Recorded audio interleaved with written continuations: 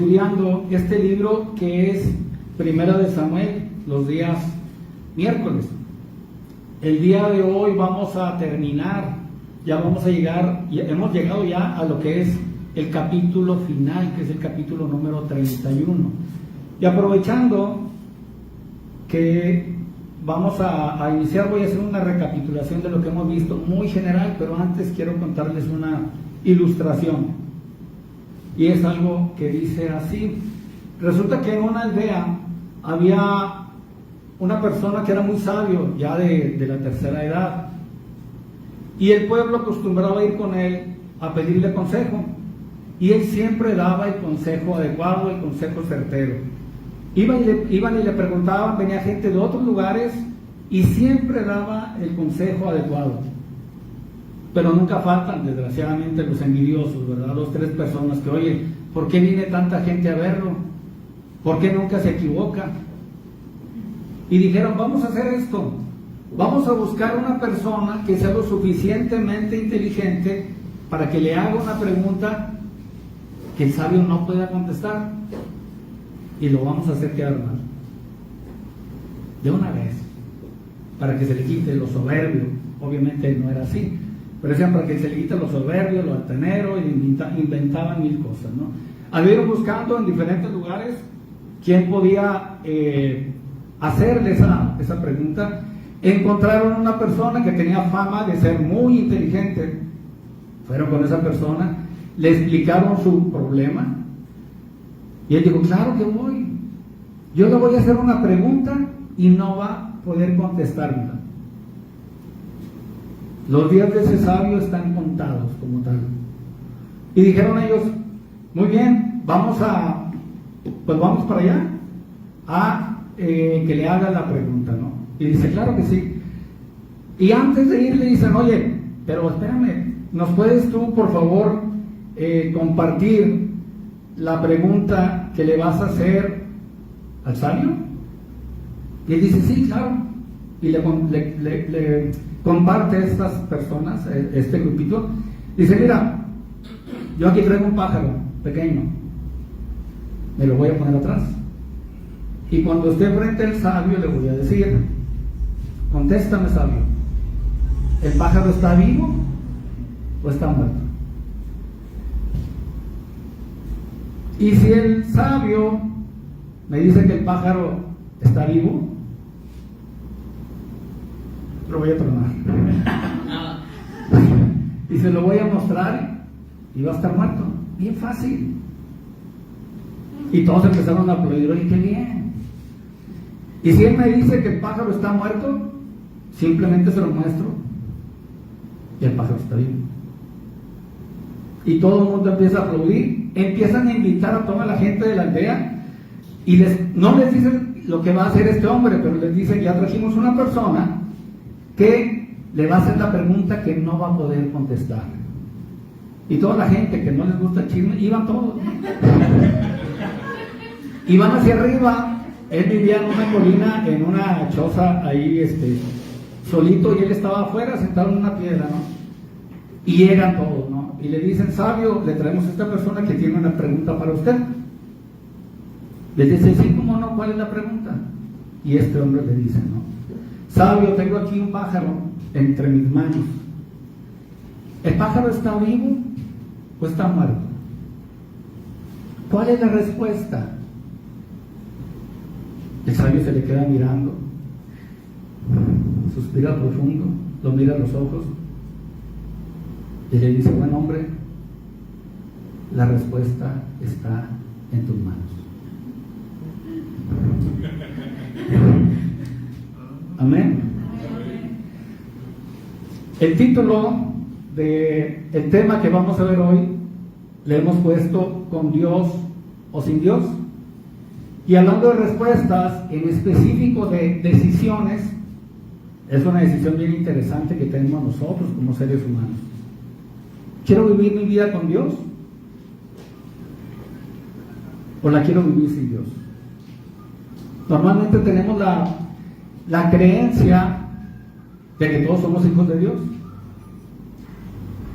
No, todos somos creación Y cuando aceptamos a Cristo como Señor y Salvador, pasamos a ser hijos de Dios. Esa es una decisión, es más, es la decisión más importante de nuestra vida. Lamentablemente, hoy en día parece que no es algo muy importante para que la gente pueda tomar esa decisión o quiera tomar esa decisión. Amén. Le decía el sabio, la respuesta está en tus manos. Tú tienes la decisión. Yo te digo lo mismo. Tú tienes la decisión. Amén. Bueno, les decía, vamos a terminar con el libro de Primera de Samuel y quiero que vayan ahí, Primera de Samuel, al capítulo número 31. ¿Sí? Dice ahí el título, Muerte de Saúl y de sus hijos. Pero antes de entrar a este capítulo, les decía al inicio, quiero hacer una recapitulación, una semblanza de lo que hemos estado viendo. En el libro de Samuel hemos visto principalmente tres personas. Hemos visto precisamente a Samuel, hemos visto a Saúl, el rey, y hemos visto a David, el rey David. Hoy me quiero centrar en Saúl. ¿Por qué? Porque el capítulo 31, capítulo final, me habla de la muerte de Saúl. Y la pregunta es, ¿y cómo llegó Saúl a esto que está ocurriendo en este capítulo? ¿Qué fue lo que ocurrió? Ya lo hemos visto, pero quizás si tú no has estado o te faltaron algunas clases, digamos así, algunas prédicas por tomar, te lo comento. Por ejemplo, en 1 Samuel 9:16 viene por ahí mencionando que el Señor, como la gente de Israel pedía un rey, por decirlo de alguna otra forma, rechazaba a Dios como rey, y empieza ellos a pedir rey, Dios elige a Saúl. Saúl era una persona que su padre no lo tenía en tan buena estima. De hecho, lo había mandado a que buscara unas asnas, por no decir unas burras que se habían perdido. Su padre era rico, tenía empleados que podían haber hecho. Simplemente le decía, Saúl, vas y las buscas tú.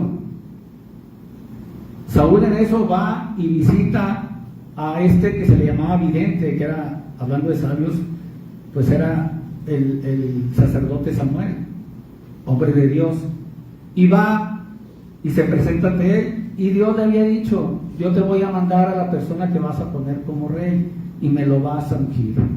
Amén. Y dice aquí en 1 Samuel 9:16, todavía no entramos al capítulo 31, pero dice una profecía que Dios tenía para Saúl. Le dice que Saúl salvará a mi pueblo de manos de los filisteos. Quiero que te acuerdes de esto. Saúl va a salvar a su pueblo, a los israelitas, de manos de los filisteos. Ese era el plan de Dios. Ese era el por qué Dios lo había mandado elegir a él, entre otras cosas, ¿no? Cuando lo ungen, dice Saúl, cuando lo están ungiendo y le está diciendo Samuel, tú vas a ser rey. Él, fíjate lo que dice, no soy yo hijo de Benjamín, de la más pequeña de las tribus de Israel. O sea, soy nada, soy nadie. Y mi familia no es la más pequeña de todas las familias de la tribu de Benjamín. ¿Por qué me has dicho cosas semejantes, que voy a ser rey? Fíjate la humildad, el pensamiento de Saúl en ese momento, ¿no? Valoraba en mucho que Dios lo ungiera como rey. Y el Señor le dice a través de Samuel, vas a ir, te vas a acercar a la compañía de los profetas y te voy a convertir en profeta. Lo dice en 1 Samuel 10:6. El Espíritu de Jehová vendrá sobre ti con poder y profetizarás con ellos y serás mudado en otro hombre.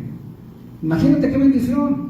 Dios lo toma siendo alguien muy pequeño, digámoslo de alguna forma, lo unge para rey, lo convierte en profeta y lo muda en otro hombre.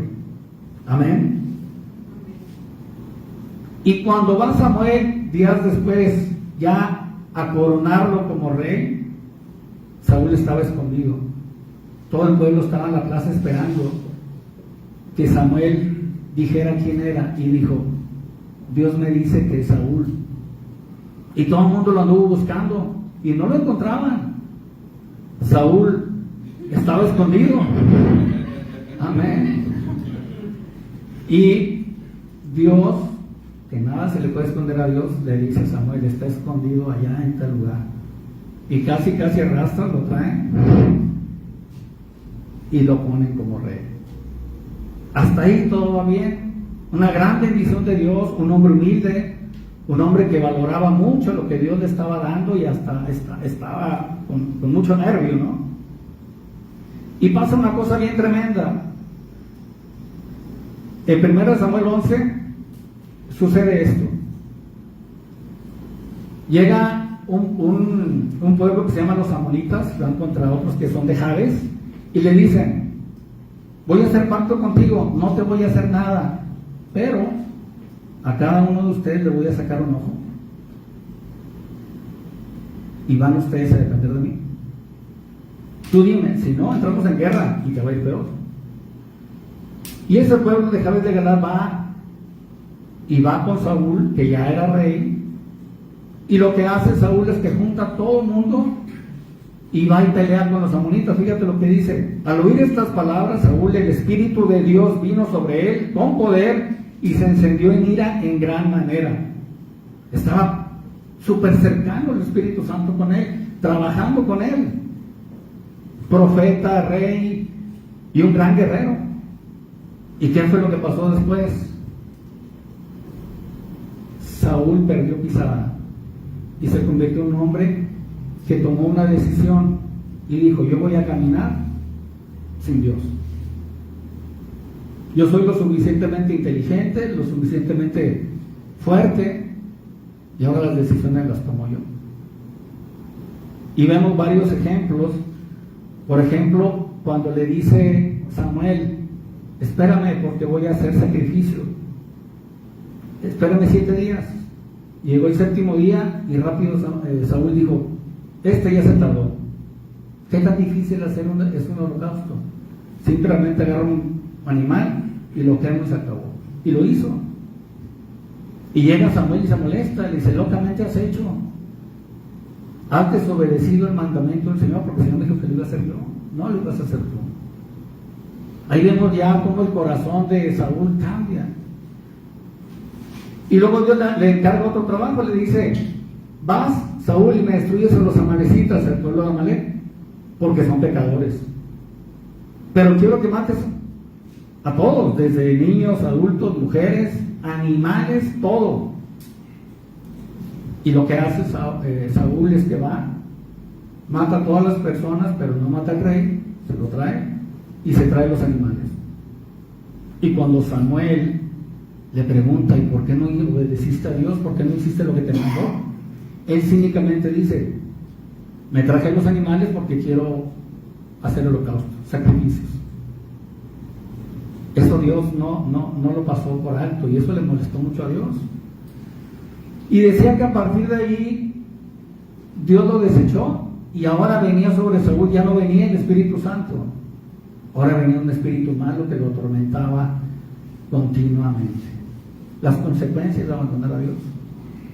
Finalmente, otros 2 detalles: mandó matar a 85 sacerdotes, nada más porque sí. Y fue y consultó una divina, nada más porque sí. Siendo que son cosas aborrecibles a Dios. Pero él ya se había convertido esto en una especie de bola de nieve, que Saúl había perdido la cordura totalmente. Esto es lo que pasó antes, y desemboca todo esto en este capítulo 31, que es el que vamos a leer ahorita. Quiero que vayas al versículo número 1, si tienes Biblia, y si no, si me hacen el favor de ponerlo ahí.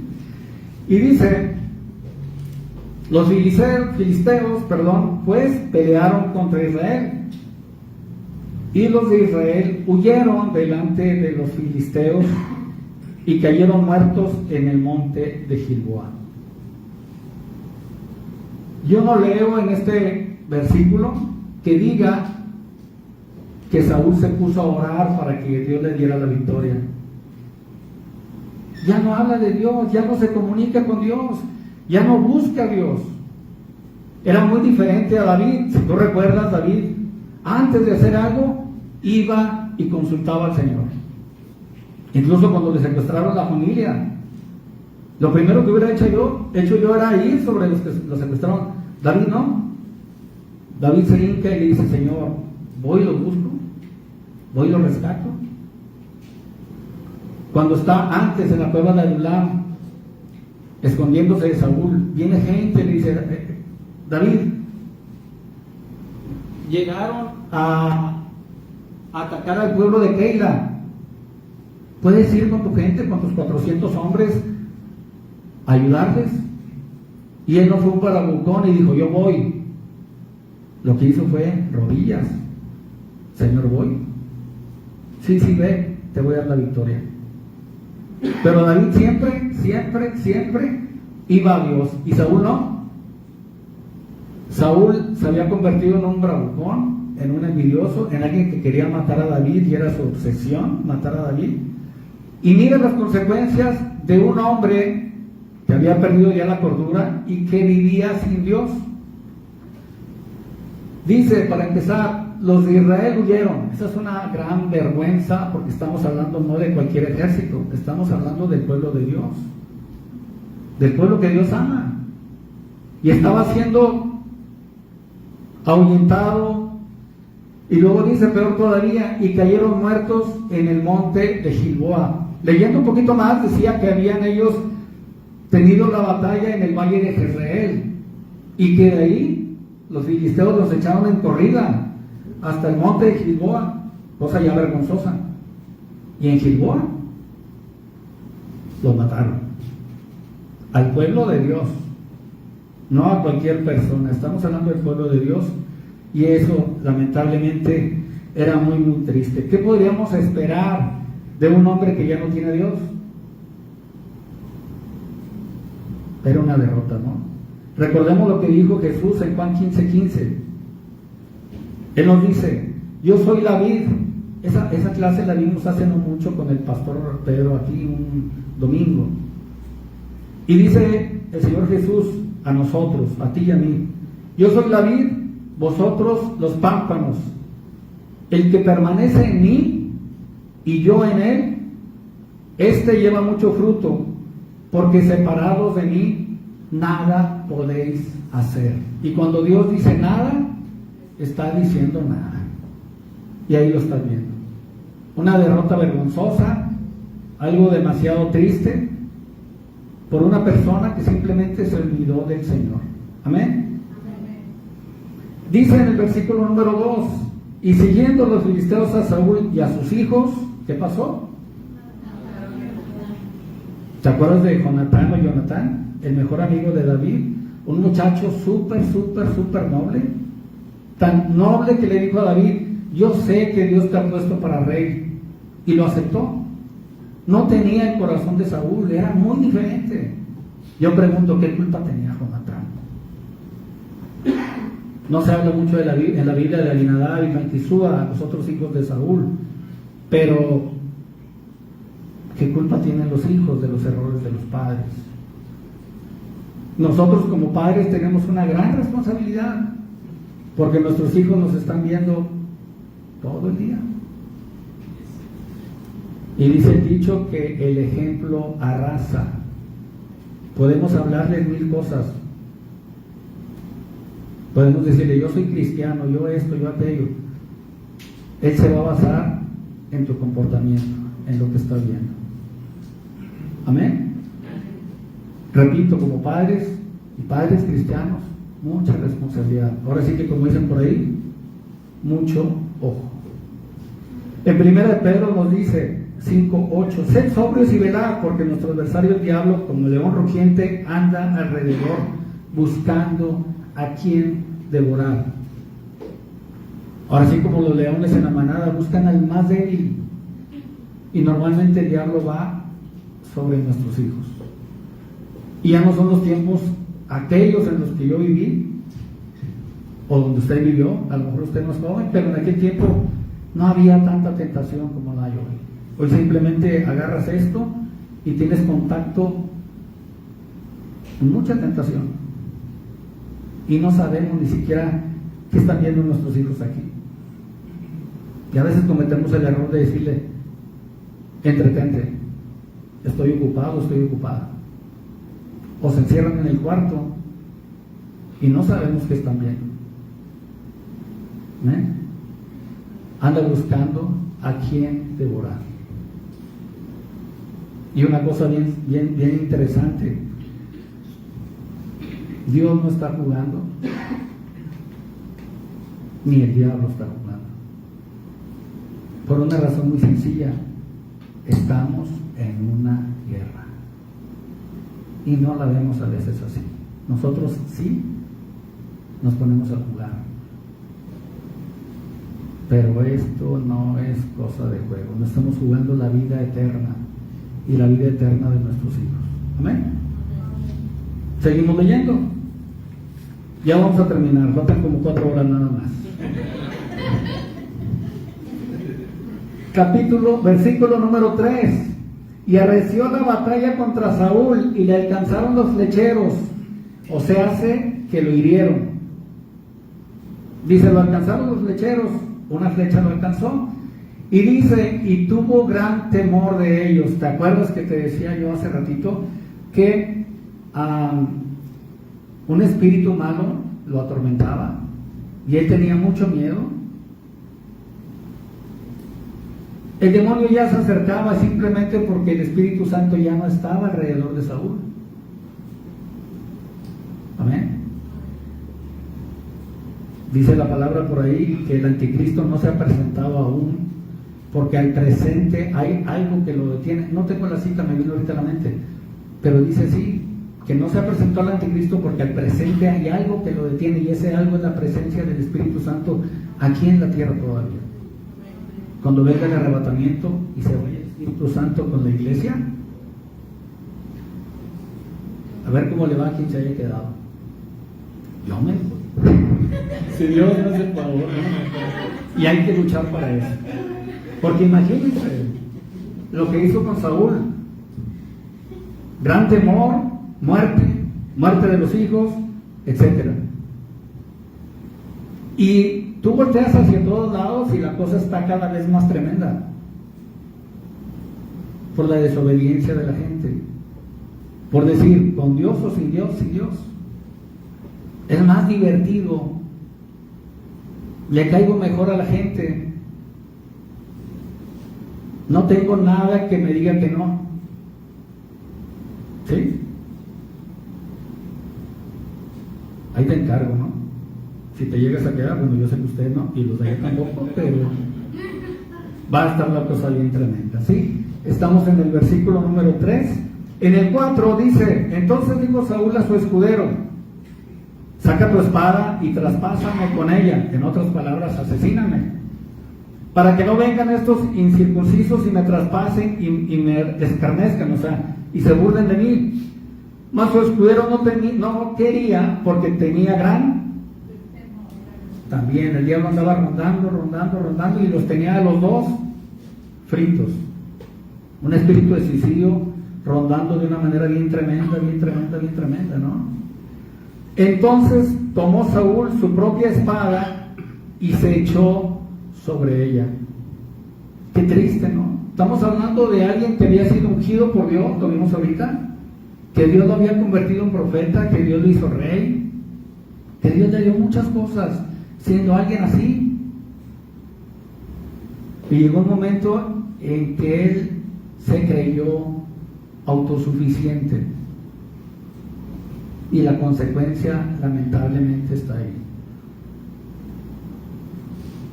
Se suicidó el rey Saúl, el ungido de Dios, el profeta Saúl, el todopoderoso Saúl, como alguien pudo haber dicho.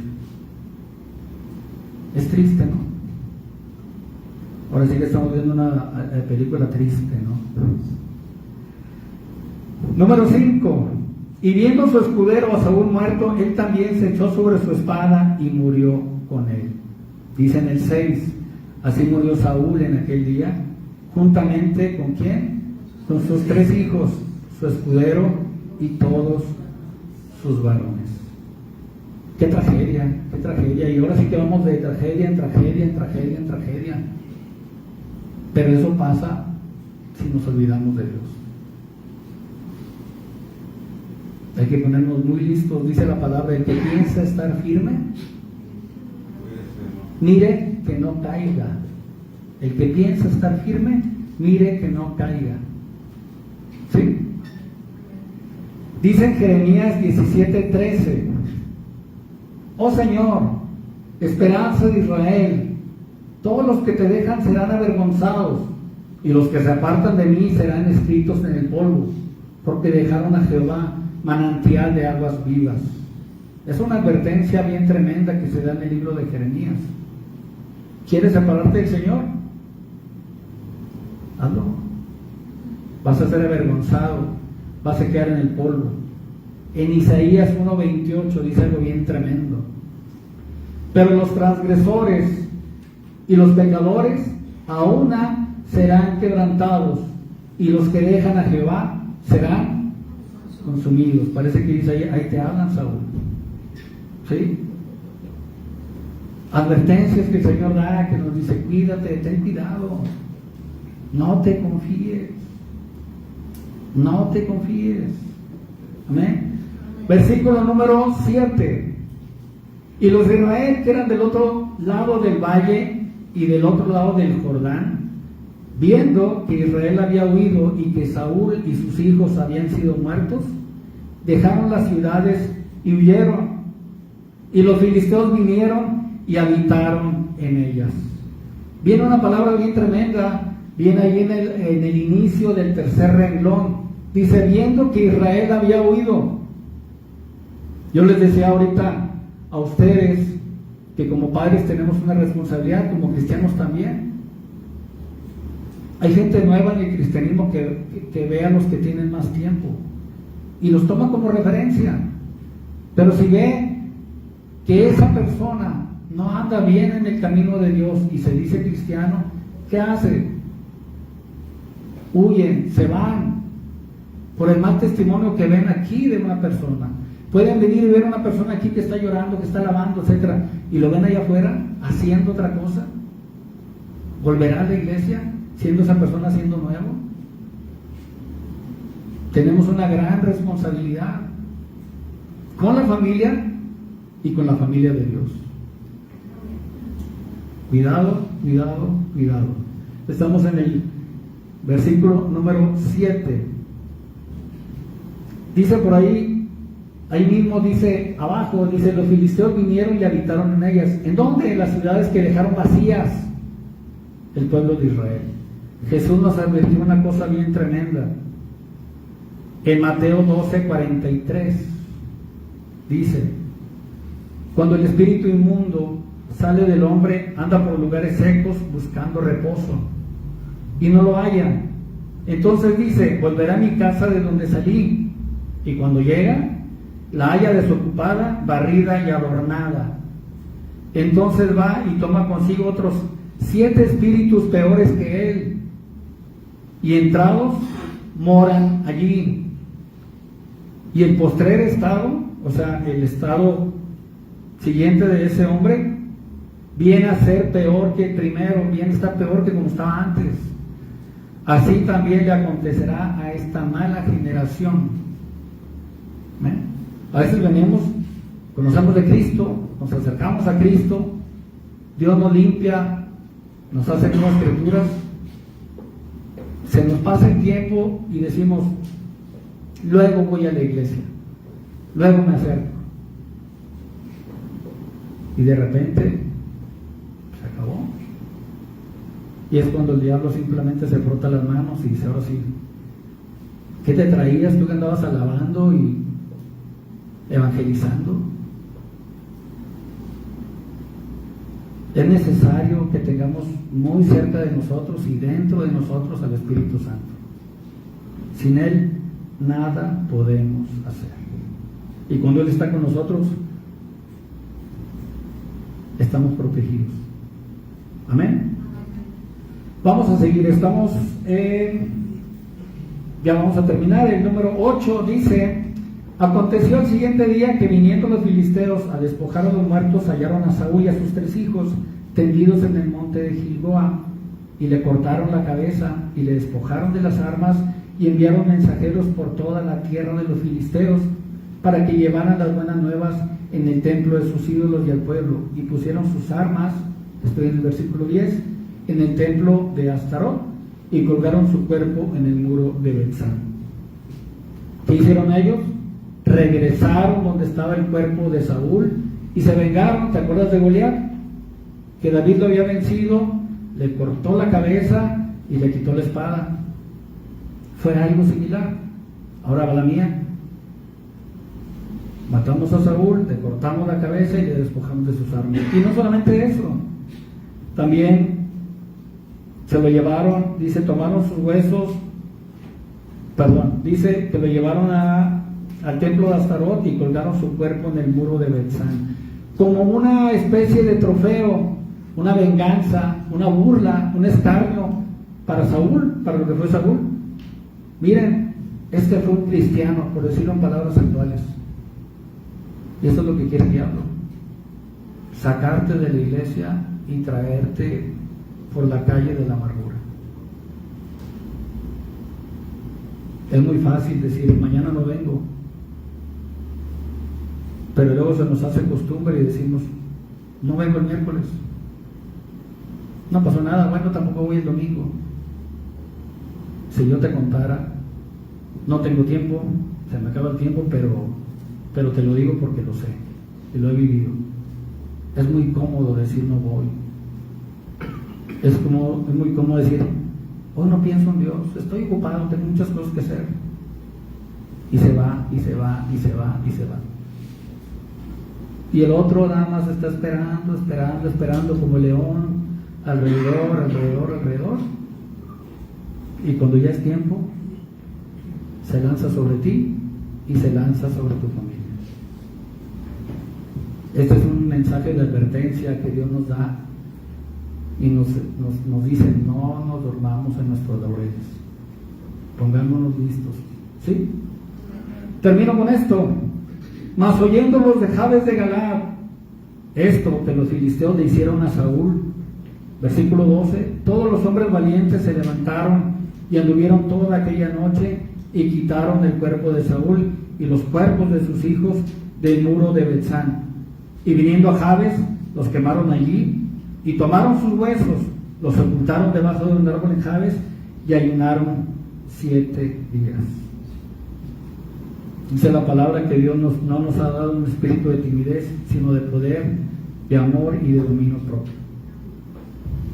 Ayer platicando con una persona me decía, yo no pude ser cristiano, y conocí y acudí y mi carácter no me dejó.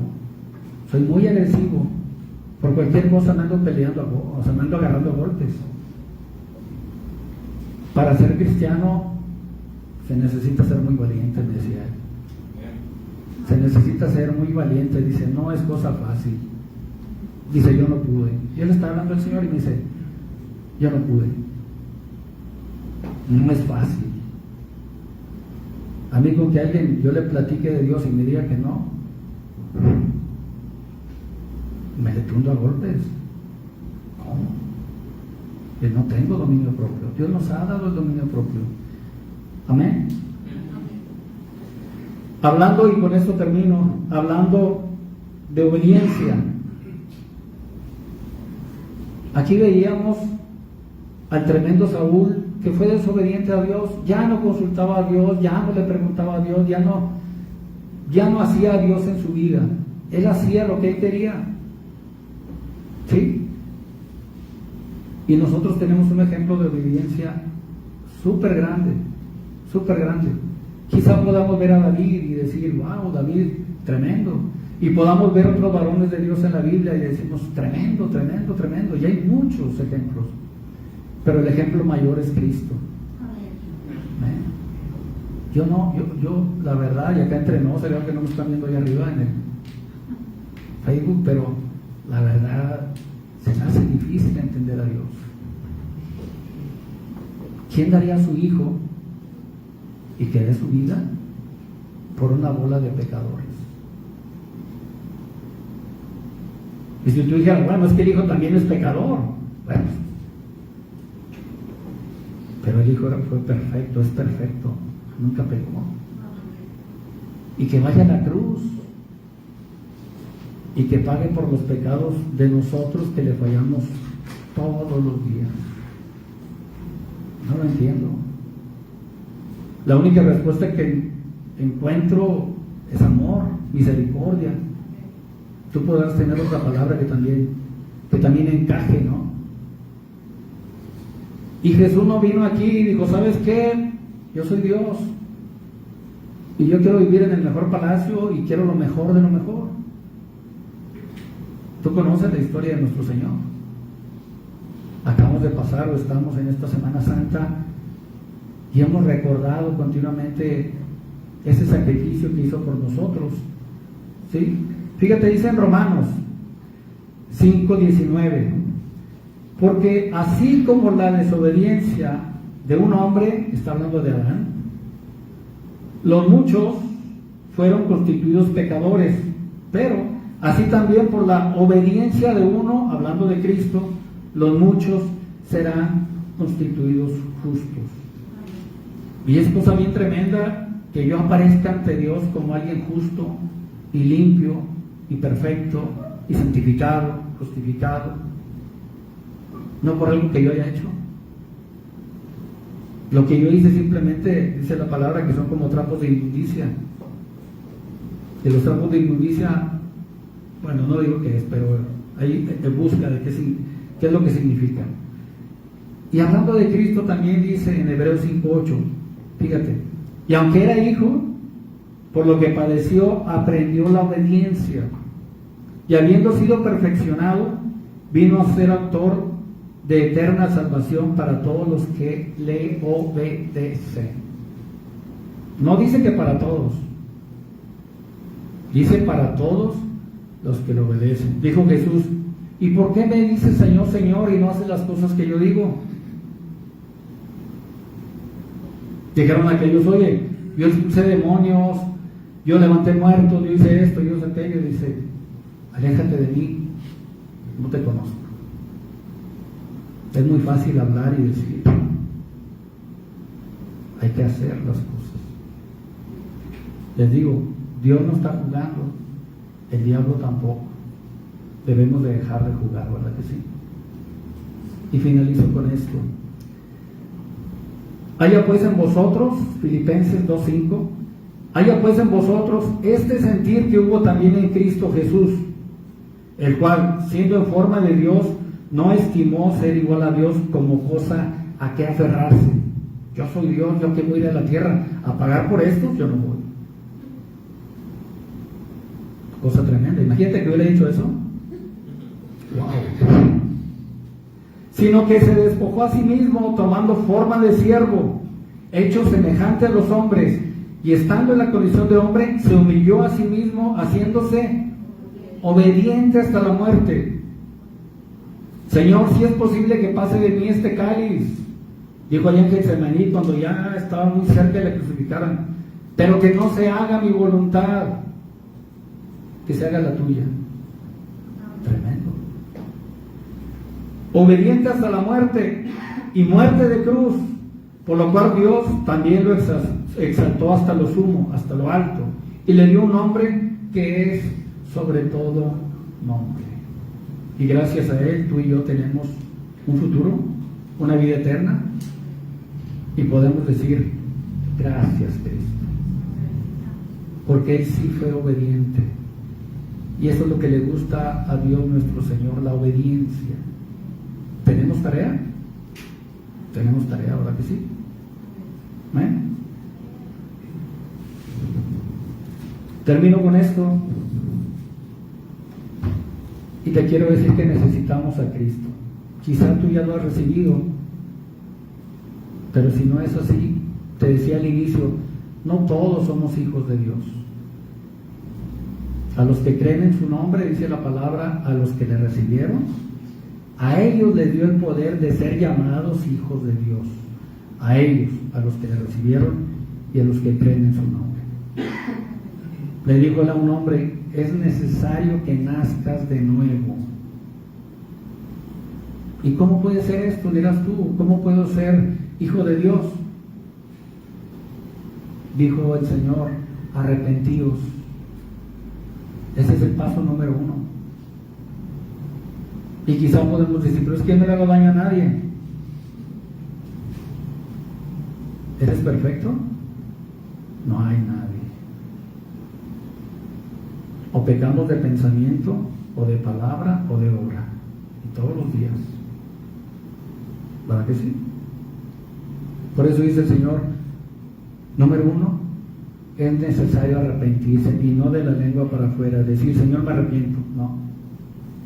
Arrepentirme y cambiar mi dirección, la dirección de mi vida. Y el paso número 2 es, como dice Romanos 10:10, creer en mi corazón. Dice, porque si confesares con tu boca que Jesús es el Señor y creyeres en tu corazón que Dios le levantó de los muertos, serás salvo. Entonces ahí serás salvo. Porque con el corazón se cree para justicia y con la boca se confiesa para salvación. Lo que yo creo brota de mi boca y se confiesa. Jesús es mi Señor. Pero tiene que ser mi Señor, de que yo tengo que hacer lo que Él me diga. Te pido que cierres tus ojos. Y si hay alguien aquí que no haya hecho esa profesión de fe, de decir, Señor, me arrepiento de mis pecados, me arrepiento de haberte ignorado, me arrepiento de haber vivido mi vida a como yo quería, así como lo hizo Saúl. Me arrepiento, Señor, porque he vivido haciendo lo que yo he querido y te he ignorado y no he pensado en ti y no te he buscado y he creído que soy don bueno y voy directo al cielo. Sin embargo, te fallo de manera continua. Señor, me arrepiento. Y número 2, sé mi Señor, Jesús. Sé mi Señor. Sé el que manda en mi vida. Sé que en mi vida diga qué es lo que tengo que hacer. Ya estoy cansado de vivir a mi manera y de toparme vez tras vez con pared y con pared. Dios es infinitamente más inteligente que nosotros. Y si nosotros hacemos estos 2 pasos, el Espíritu Santo vendrá a morar dentro de nosotros. Seremos parte de la familia de Dios y tendremos esa vida eterna asegurada con Cristo. Qué cosa más hermosa que estar para siempre con Cristo. Olvídate del frío, del calor, del hambre, del dolor, de cualquier cosa. Y vamos a estar con Cristo, poder platicar con Él, poder estar con Él, poder contemplar su hermosura, su belleza, su calidad, su amor. Y no un día y no 2 días, por toda la eternidad. Si hay alguien aquí que no haya aceptado a Cristo todavía y quiera hacer estos 2 pasos, levanta tu mano. Porque déjame decirte que Dios te ama y te quiere adoptar y quiere que seas su hijo. Cristo murió. Y si tú aceptas esto que te digo, serás limpio de todo pecado. Gracias a Cristo. No necesitas venir aquí al frente, tomar el micrófono y delante de todos contar tus pecados. Esto es cosa con Dios nada más. ¿Hay alguien que quiera levantar su mano? ¿Hay alguien ahí que nos está viendo en Facebook y que quiera levantar su mano? Dios es bueno. Y quizás se te olvide todo lo que dije el día de hoy, pero yo quiero que te lleves esto. Dios es bueno y nos quiere allá arriba por toda la eternidad con Él. Vamos a orar y terminamos. Gracias, Padre, por tu palabra. Te alabo, te bendigo y te glorifico, Señor, porque siempre eres bueno y nos das el alimento que necesitamos, Señor. Gracias por ese amor que has tenido para con nosotros. Gracias por esa adopción. Gracias por ese pago de pecados que hiciste, Señor. Nuestros pecados los pagaste tú, Padre. Tú que no tenías, Señor, ningún pecado. Y fuiste a esa cruz y fuiste maltratado, humillado. Y al final dijiste, consumado es.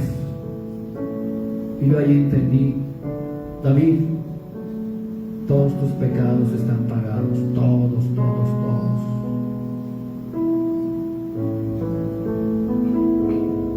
Quiero que cuando pienses en Cristo, solamente pienses que Él te ama, y te ama como nadie más te ama. Gracias, Señor, en el nombre de Jesucristo. Amén y amén. Dale un aplauso a Cristo.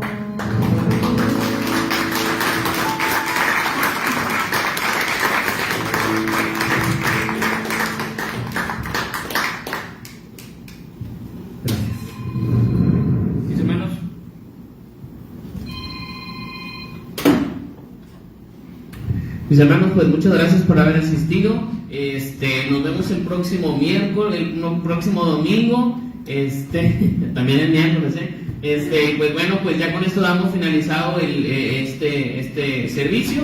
Y pues bueno, pues ahora sí que nos vemos. Dios les bendiga, mis hermanos.